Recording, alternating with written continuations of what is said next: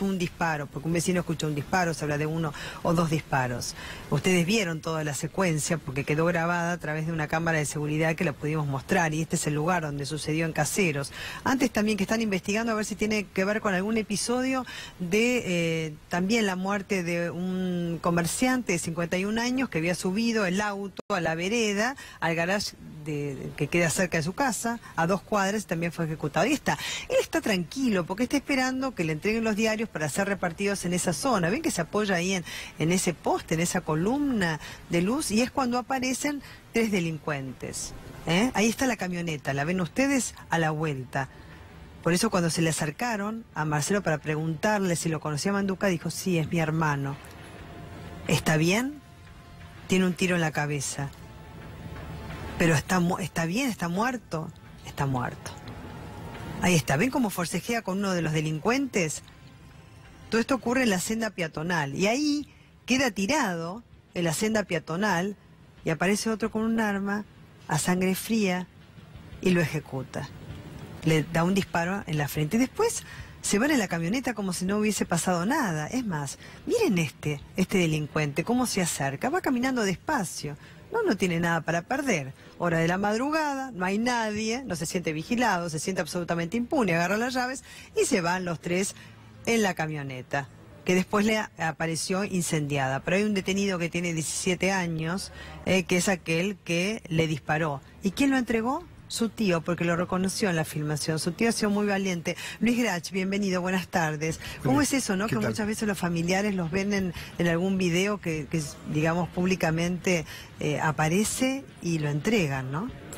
Bueno, eso es algo positivo. Sí. Es que por lo menos algún miembro de la familia sintió la obligación ética de que ese miembro de la familia sea sometido a los límites que impone la convivencia en sociedad.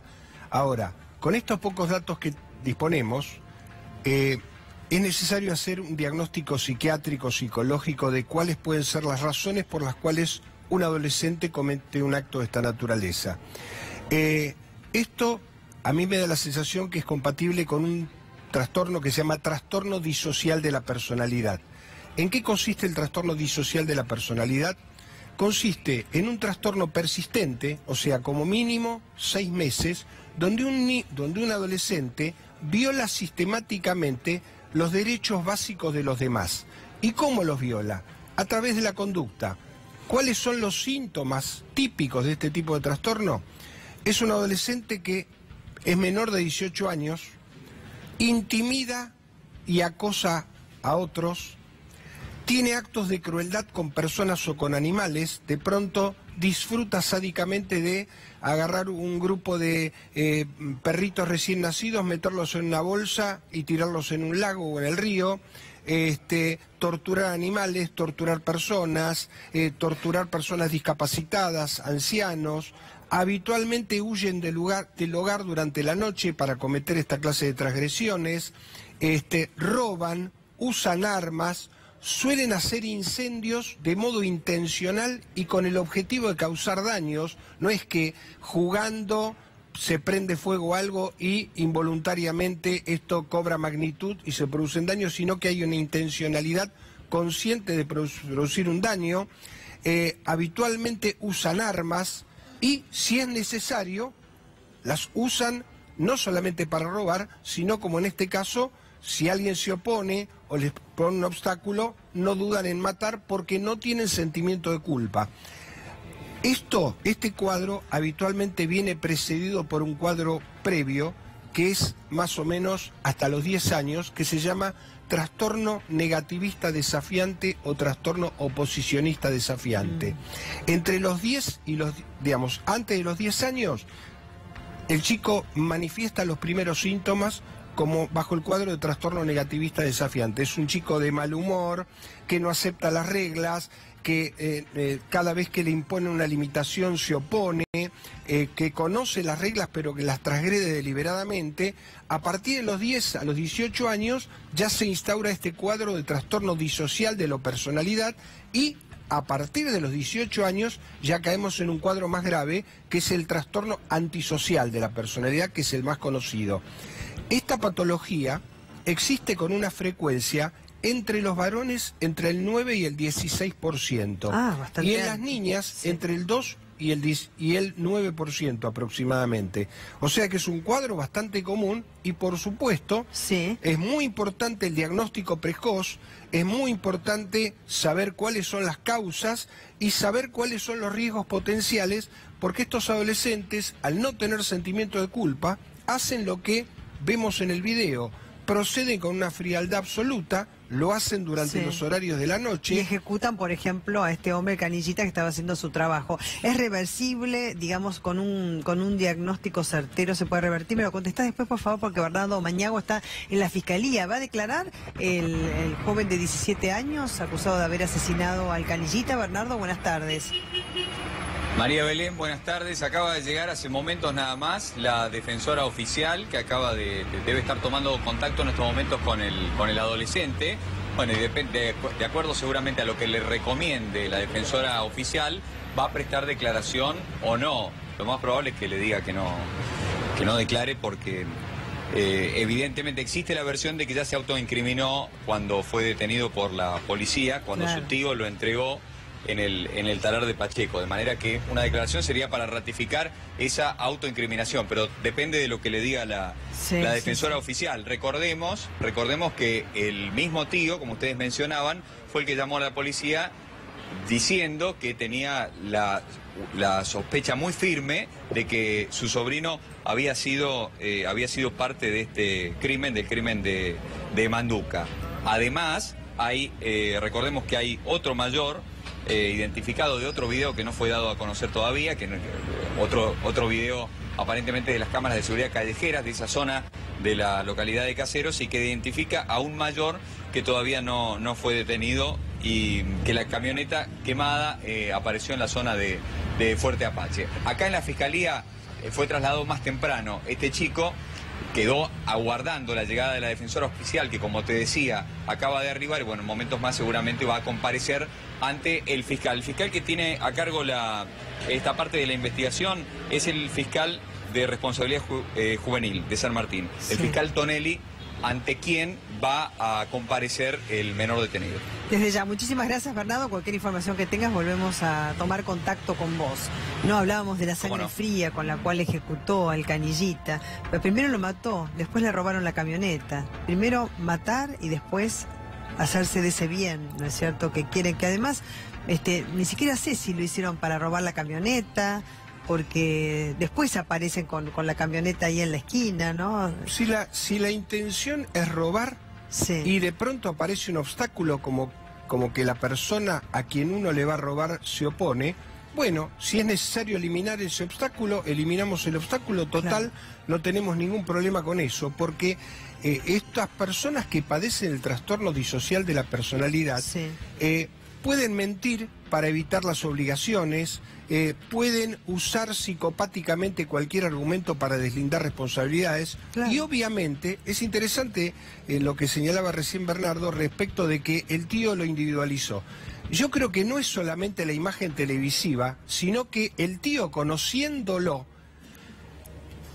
sospechó. Es muy probable que este chico, que nos tiene acostumbrados a determinado tipo de conductas y de transgresiones, es muy posible que este chico esté involucrado en esto. Claro, si vos así arrancamos, digamos, con que el tío lo entrega. Si vos tenés un hijo o un sobrino cuya conducta no implica ninguna transgresión, si vos tenés un familiar que es respetuoso de la ley, jamás vas a sospechar que él pueda estar involucrado en episodios de esta naturaleza. Claro, pero vos te referís a un diagnóstico en el cual ya tenés una personalidad determinada, ¿no es cierto?, siendo chico, ¿no es cierto?, que no respeta los límites pese a que se los ponés, y eso de manera permanente. Pero ¿se da en todos los casos esta disociación en cuanto a la personalidad, o también tiene que ver con aspectos culturales o aspectos de crianza o de impunidad, que no me va a pasar nada y por eso mato? Bueno, primero, la causa de esto es un tema, como muchos problemas psicológicos, psiquiátricos, es un tema muy controversial.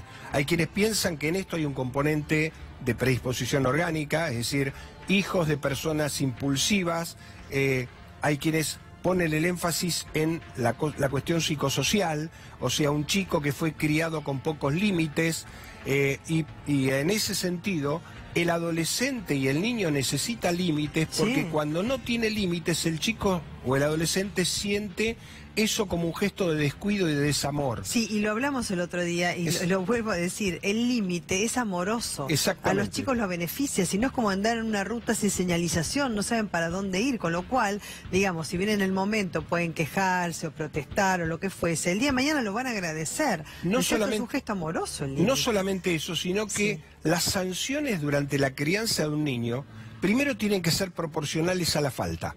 O sea, si un chico desobedeció algo en respecto, no colaboró para poner la mesa en la casa, los padres no le pueden aplicar una sanción de que durante 6 meses no va a haber televisión porque es impracticable.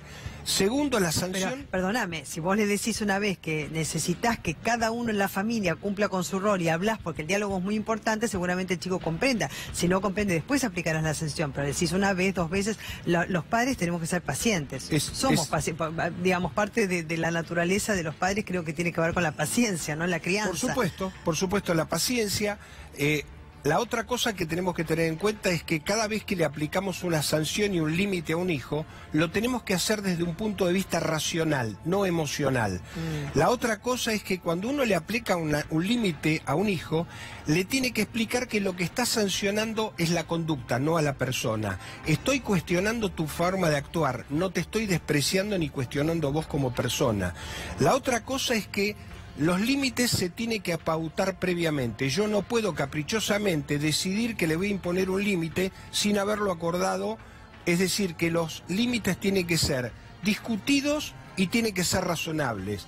La otra cosa es que... ¿Discutidos? Tiene que haber acuerdo entre los padres respecto de la aplicación de los límites. Si un padre está a favor de que el hijo salga hasta cualquier hora y la madre no, los padres tienen que discutir a puertas cerradas y ponerse de acuerdo para tener un frente común y tener opiniones consensuadas respecto de los hijos. ¿Sabés qué advierto? Que muchísimos padres, incluso padres, madres, ¿no es cierto?, tienen miedo a poner límites a los hijos. Creen que de esa manera los hijos no los van a querer porque los hijos protestan, ahora, viste, tienen más voz y voto que antes, entonces le tienen miedo. Es verdad.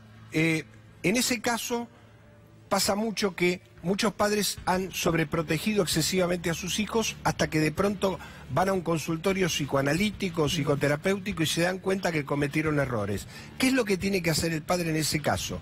El padre tiene que sentarse con el hijo y decirle, estoy o estamos, tu madre y yo, estamos profundamente arrepentidos del modelo de crianza que te dimos hasta ahora. Nos sentimos totalmente responsables de muchas de las cosas que vos cometés porque te sobreprotegimos, porque no te enseñamos las consecuencias de tus actos, porque te gratificamos excesivamente, porque no te enseñamos a tolerar la frustración. Nosotros nos hacemos cargo de los errores cometidos hasta este momento, pero a partir de ahora queremos salir de este error. A partir de ahora vamos a imponer una cantidad de límites porque nos damos cuenta que nos equivocamos. Vos no sos totalmente responsable de esto, nosotros nos hacemos cargo de esto y te notificamos que a partir de ahora cambian las reglas. Claro. Vamos a tener que funcionar consensuando determinados límites y lo que es importante es, cuando los padres deciden aplicar una sanción, la sanción se tiene que aplicar inmediatamente. Vos no le podés decir a un chico, en algún momento te voy a privar de algo, porque el chico se queda con una sensación angustiosa y nunca sabe si la pena va a ser excesiva, va a ser cuándo le va a caer, si de pronto no lo van a dejar ir a la fiesta del amigo el sábado, o si la sanción tiene que ser en el momento y proporcional. Y la otra cosa que es fundamental es los padres, cada vez que aplicamos una sanción, le tenemos que explicar a los chicos el fundamento de cuál es el motivo de la sanción.